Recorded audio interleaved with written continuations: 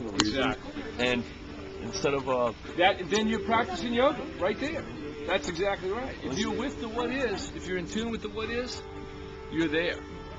You know, you're doing yoga. It's not about what's happening on the mat. You know, I mean, yoga is life to me. You know, yoga is, it means union, like union with what is happening right now, what's here. Tito yoga.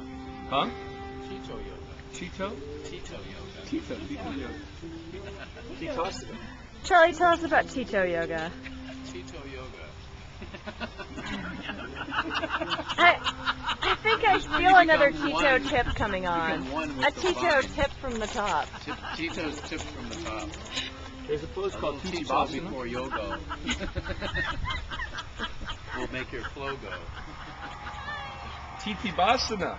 Tito Basana. Titibasana does not jive well with my body, but I still could go for it sometimes. It'd be really warmed up. So you need to come to Inner Idea. I will come to Inner Idea. When is Inner Idea? It's in September this year. Okay. You'll love it. It's in the Palm Desert at La Quinta Resort. It's the most restful, beautiful place, and we do a lot in yoga. And you probably should instruct. You need to get on our program. Good teachings come through my body sometimes. I just let them, you know. Just let them. So tell me more about yoga off the mat. I think this is really interesting, and I want to remember it, and so I'm taping it. If you don't mind. Well, I mean, yoga off the mat is like true to me. True yoga is using the union of the breath, right? To experience the what is. So essentially, what happens most of the time is that the mind and the body, they think there's such a thing as a mind-body connection, but there really isn't unless there's a breath. Because the breath speaks mind and the breath speaks body. So when we can use the breath as a translator, then we can connect with like right now. Because the breath is always present. And the mind's trying to be present.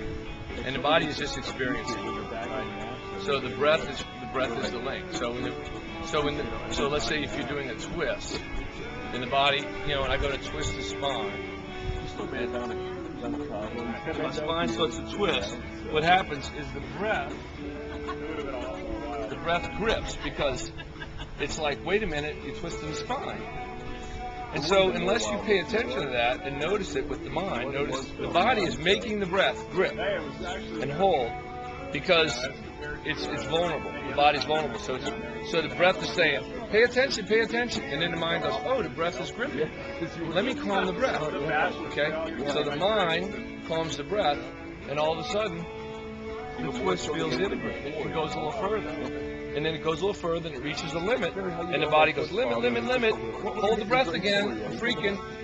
And the mind says, oh, but if it doesn't notice that the breath is holding, it can't change the body. It's just a forced place. You know, it comes to a forced place posture. And forced place posture is not really yoga. It's just like moving your body in certain positions, you know, like gymnastics.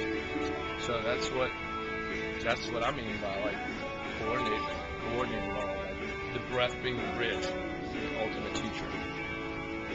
And we just pay attention. And you know, mind and body to me don't really connect. They only connect through the breath. So if you don't have that, there's nothing going on. And yeah, it's a beautiful thing. The breath is a beautiful thing. And the breath never is really still. We think I'm going to hold the breath, but we don't hold the breath. All we do is hold the musculature and the lungs. Like we hold the musculature of the lungs, and we feel like, okay, I'm holding my breath, but the breath is still moving. The whole oxygen transfer, carbon dioxide thing is still happening the whole time. If you don't have breath, you're not alive. So why not pay attention to the thing that makes you alive?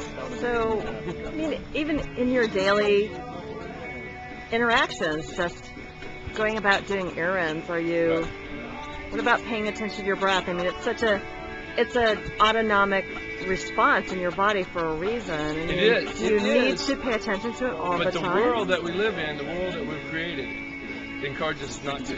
You know, like commercials, TV, music. It's all like trying to take us away from that.